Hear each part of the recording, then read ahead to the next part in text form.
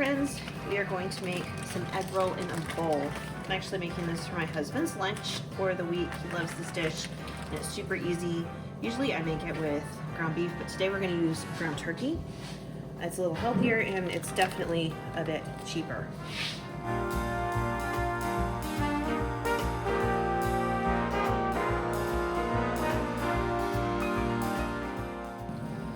All right, this turkey is about halfway done cooking. As you can see, there's like a lot of liquid in there.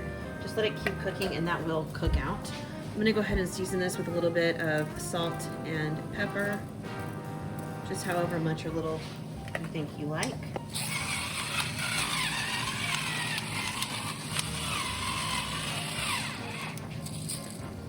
I'm gonna go ahead and toss in just half of an onion that I have diced up and let that start cooking.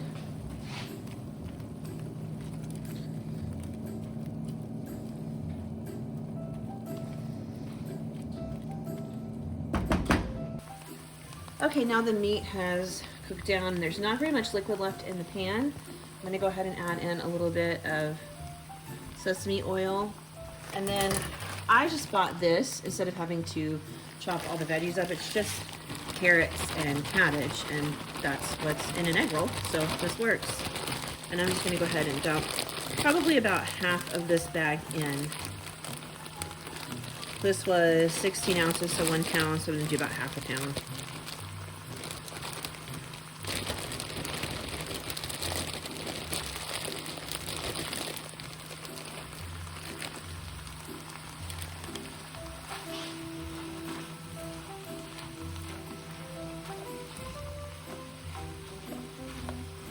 We'll just let this cook until the cabbage has started to wilt down a little bit, and then we'll finish adding our seasonings.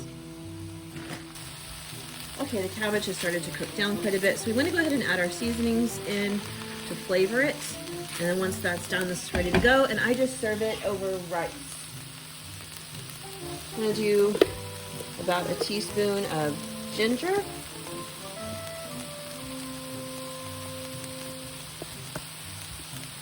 And I normally add in like some of that chili garlic crunch, but I do have some of this red curry paste and I do want to make sure I use it and don't waste it. So I'm going to add in about a tablespoon of that.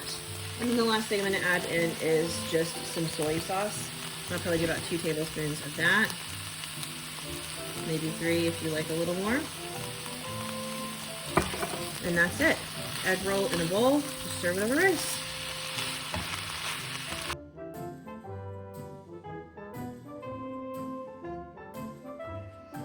All right, friends, it's officially time to make some Asabuko. I'm super excited because I've been wanting to try this for a while.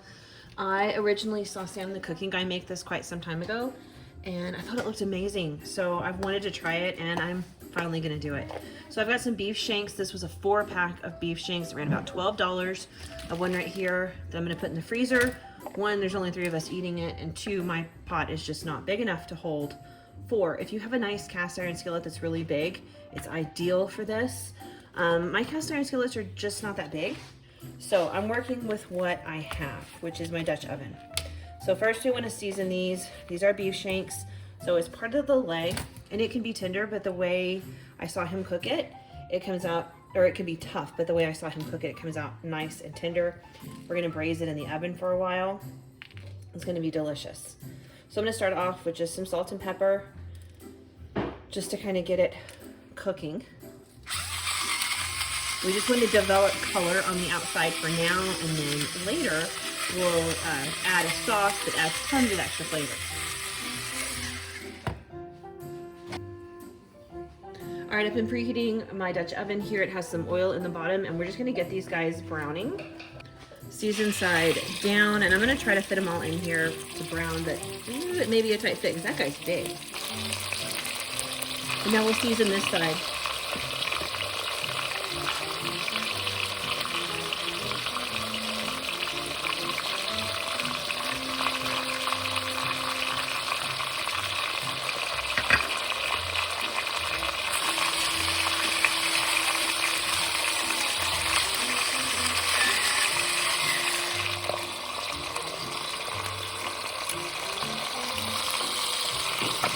All right, these are looking good, so we're gonna flip them Got a little bit of color going on.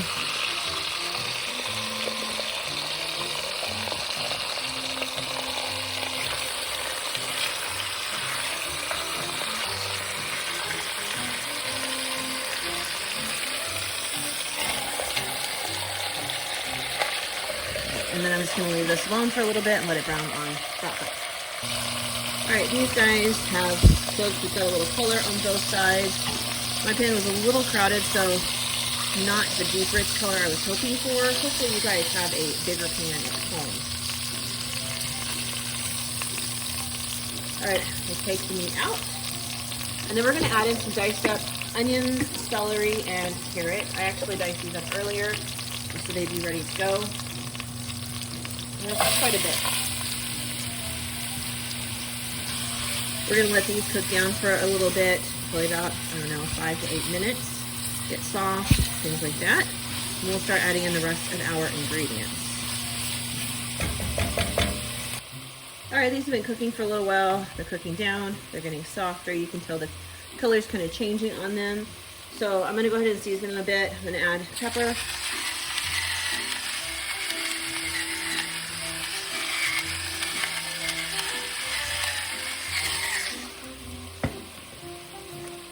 And we're going to add some salt.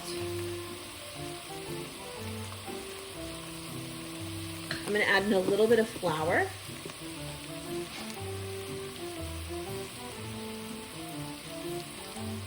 Probably about 2 tablespoons.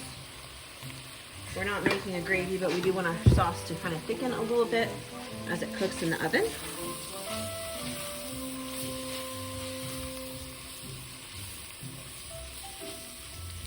All right, and we need 3 to 4 tablespoons of tomato paste. I've got one of these cans, and I'm just pretty much adding in most of the can. There we go. We'll stir that around. All right, next I'm going to add in 2 cups of beef broth. I, of course, use beef bouillon.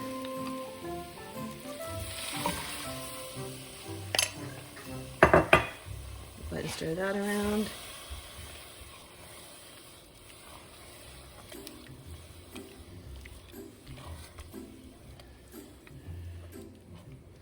All right, next you want to add in 2 cups of, he says a dark beer, but I'm going to just use regular Blue Moon beer because that's what we like to drink, and I'm the only one in the house that will drink dark beer.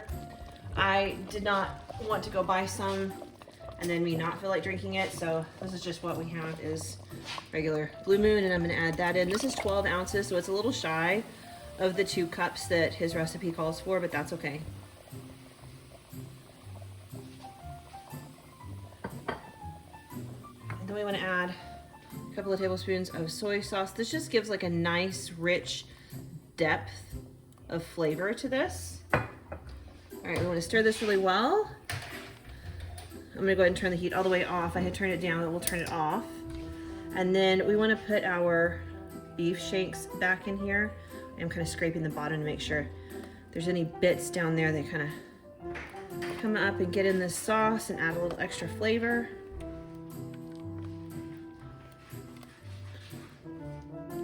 This smells so good. It smells really rich and really perfect for this time of year. Very fall.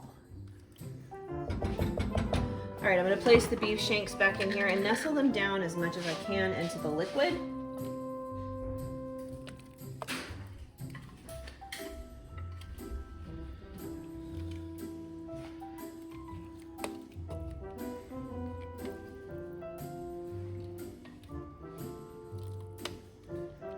Make sure that there's a little bit on top. And then I'm going to put the lid on, and we're going to braise these at 325 for 2 to 2.5 hours. We want to do it until they get nice and tender. So check them at 2 hours, and if they're not nice and tender, we're going to cook them a little bit longer. There it is. I just served it on top of some mashed potatoes. I put some of that extra pan sauce on top. It smells incredible. That sauce is, oh, it's just so rich and deep. And it's like a glaze almost. It's just beautiful. Smells incredible. I can't wait. This is a perfect Sunday kind of supper. Here we go. Asabuko.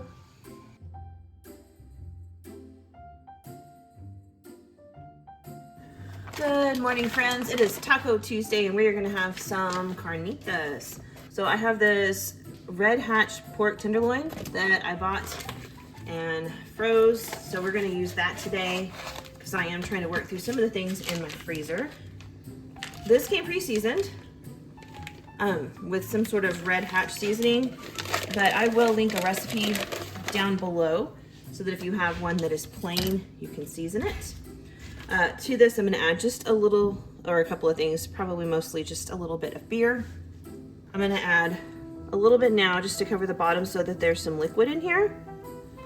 And then I'm going to just put the rest in an airtight container and we'll use it in a couple of hours when this goes in the oven because we need to put something on top to keep them from drying out while they're crisping up in the oven. So I'm going to reserve the other half of it for that. That's it. Like I said, I'll link a recipe below for seasoning if you don't have a pre-seasoned one. But for Taco Tuesday, this is such an easy recipe and it's perfect for today because we are finishing up school in a minute and then one of my kids has an appointment at the eye doctor and we have martial arts today. So busy day at my house. But here we go. I'll check back in with you after this has cooked. It takes like, I like to do it on low just because it's so small. So like 4 to 6 hours. All right, this cooked quite a few hours and I shredded it with my meat tool thing. We're about to go to martial arts. And so when we get home, I want it to be ready to go so that I can just hit the broil button on my Ninja Foodie and let it kind of crisp up for a couple of minutes. So I'm gonna go ahead and add the rest of that beer in there. And I'm gonna leave this just cooking on low.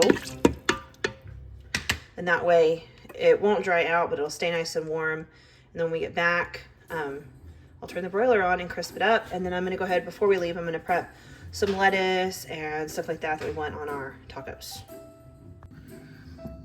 All right, I had them under the broiler and look at that, they're all crispy on top. They've soaked up all that beautiful liquid and they smell incredible. Look at that. So delicious. Absolutely fantastic. Perfect thing for Taco Tuesday, although I have decided that we're gonna do burritos with it instead of tacos because I was really craving like a bean and cheese burrito. So I went ahead and pulled out these beans. These are our favorite refried beans, the Isadora beans. And then I just made some guacamole. I used some of that roasted garlic I made, the confit garlic the other day. I'm gonna heat up some tortillas. I shredded some lettuce. I've got some cheese and some sour cream. So I'll put it all together and then I'll show you my finished burrito. All right, so just to make it a little fun, I thought instead of just regular burritos, let's do some grilled stuffed burritos. I like grilled burritos. So you can make these however you want, whatever your taste is. I'm gonna start with some refried beans and then I'm gonna add on some sour cream.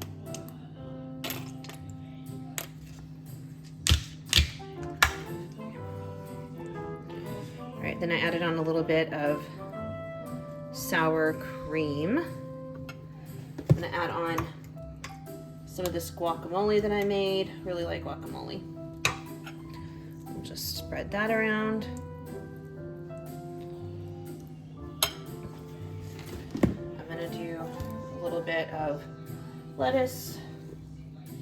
I have some in my fridge that we do need to use. I forgot I had shredded it the other day.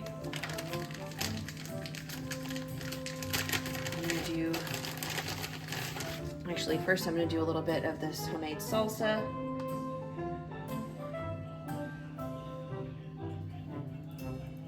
There we go. I'm going to put some cheese on.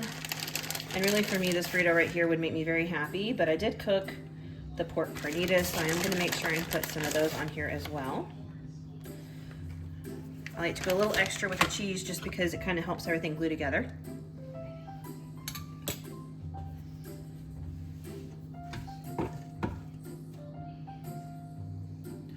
All right, as much or as little as you want. There we go. And then we want to roll our burrito up. And ideally, don't be like me, have a skillet heating up that you're ready to cook on, but I totally forgot to start the burner, so let's hop over and do that real quick. So if you've never made this before, you kind of want to approach it like you would a grilled cheese. You want a little butter to help keep it from sticking. I'm just going to let this melt a little bit. And then I always start mine seam side down, just because it helps to seal it. And this doesn't take long. Just a few minutes on both sides, like 2 minutes on both sides, and it's toasted and it's grilled. It adds an extra layer of flavor. It holds it closed better. There's just a lot of reasons that this really makes for a great, great burrito. All right, starting to toast like that. You can stop it there if you want. I'm gonna let it go just another minute. I like mine a little bit darker than that, but I do wanna watch it because it'll go fast now. All right, that's what I like. You can stop it earlier if you want to, it's up to you. I do like mine toasted a little brown. I'm gonna do the same thing on this side, add it more butter to the skillet. And I'm gonna put it that side down and let it cook for just a couple minutes and we'll be ready to eat. There's dinner, I just sliced it in half. I've got some salsa and guacamole on the side. I'll do some chips because I think I say this every grocery haul, but we love chips and salsa in my house. That is homemade salsa. I think I've shared that before on my channel, but I have been making it a little differently, so I will try to share that again soon because, oh, it's so good. But there's dinner.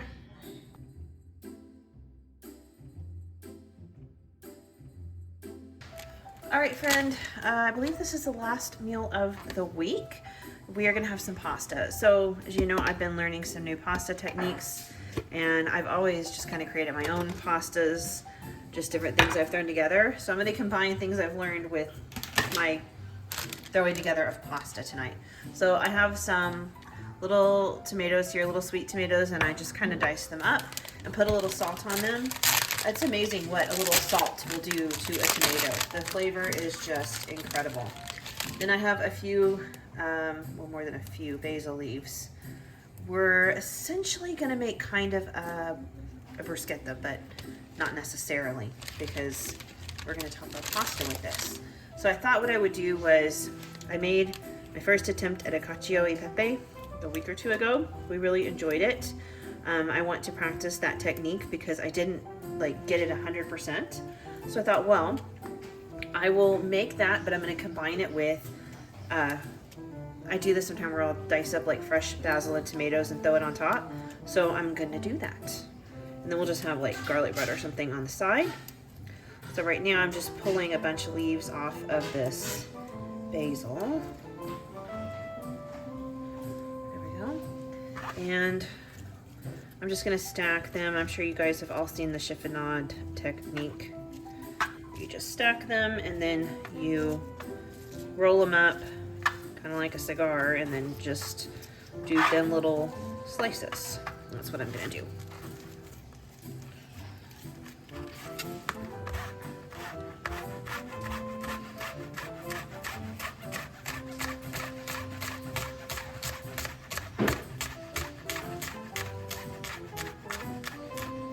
There we go.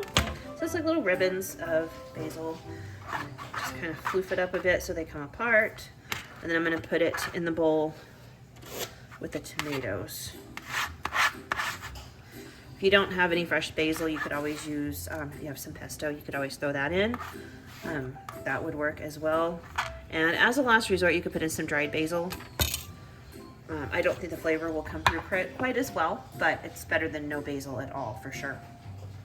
Okay, I'm gonna stir this. And typically if you were making like a bruschetta, then you would do some olive oil and Parmesan cheese. A lot of people will drizzle, what is that? Balsamic vinegar over it and things like that. I'm just stopping here. I've got salted tomatoes. I've got some fresh basil in there, and this is gonna top our pasta. And I want it to stay fresh because that bite of the fresh tomato cutting through the richness of the pasta is incredible. This is also really good on an Alfredo.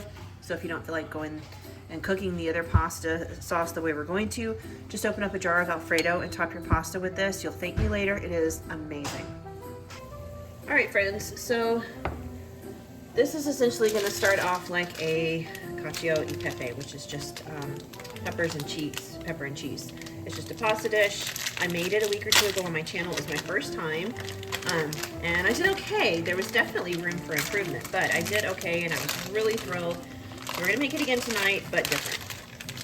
I think it makes a great base, and I think it would taste fantastic with this fresh tomato mix that I have over here. So, got some pasta going down in a pot just to the side. It's really important that you do have nice hot salty pasta water going, and that you're cooking next to it, because we are going to use the pasta water to kind of toss the pasta in and help create our sauce.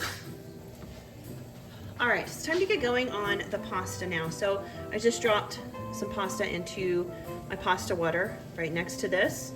And it's important that you do have salted pasta water cooking right next to this. We're gonna use that to make our sauce kind of come together. Keep an eye on it, make sure you're stirring it, stuff like that. And we're not gonna cook this all the way through over in the salted water. We're gonna move it to this pot right here. But right now I've got about a cup of Parmesan. You really want to do the, what do you call it, like the powdery snow. You want it like that. I don't have a box grater, so I just shredded it as finely as I could. I think that is part of my problem why this didn't work out how it could have last time. But I've got some of my pasta water here, and we're going to pour that over the cheese and mix. And we're going to continue to do that until we just form like a paste. Okay, mine's not quite as pasty as you want, and it is because I'm shredding it and I don't have a box grater, so I need to go ahead and pick up a box grater, but I was able to make it work pretty well last time, so we're just gonna roll with it. Now, on this side, I'm gonna turn my burner on. I don't know how well you can see it, but all I have in this skillet is pepper, just fresh cracked black pepper, and I'm gonna go ahead and add some of that salty pasta water in here, and we're just gonna kind of simmer it for a couple of minutes. One thing I did not do last time that I'm going to do this time is I'm going to put some garlic in here. This is that confit garlic. And I'm going to put a couple of cloves in there. What I get, I got 5, but 2 of them are pretty small. So really it's just like 4. And like I said, these are kind of mild after you roast them like that. So I know it looks scary, but just the process. All right, I'm just going to kind of mash these up. I can't find my spatula. I think it's in the dishwasher. So I'm gonna have to use the closest thing I have. And it just kind of comes apart, you know, it's really soft. Like I said earlier, it's like butter. I'm gonna go ahead and mix this into this water. All right, our pasta is, it's not quite al dente. It's a little before. It could probably cook for another 2 or 3 minutes before it hits al dente, and that's perfect. We're just gonna go ahead and pull it out of the pot and put it in this pepper water that we have made. Spill some of it on the stove on the way over. I don't know if y'all know it or not, but spilling it on the stove is actually a key component to this recipe. Okay, we've brought the pasta over. We wanna go ahead and toss. Again, we wanna spill some on the stove because it really just is important. But you also want to toss it around in this beautiful garlic water, and in this beautiful garlic pepper water. I can see that my pasta has already absorbed most of the water that was in the pot. So we're going to go ahead and add a little bit more, just like that. You want to try to keep the pasta moving.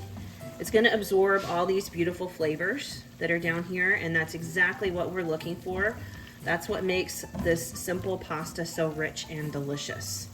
Now the other thing we want to do is go ahead and add our cheese in, and remember to keep it moving when you do that.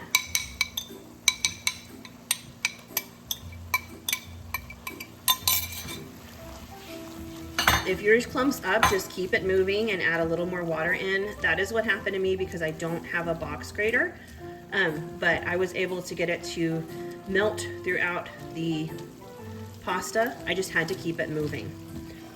As you can see, I've already gotten rid of most of the clumps because it's just melting into this water down here, and that's perfect. We're going to just keep everything moving so that the pasta will continue to cook and absorb the water in the bottom and get to the perfect al dente point that we want. This might take a couple of minutes. Just be patient with it and keep it moving.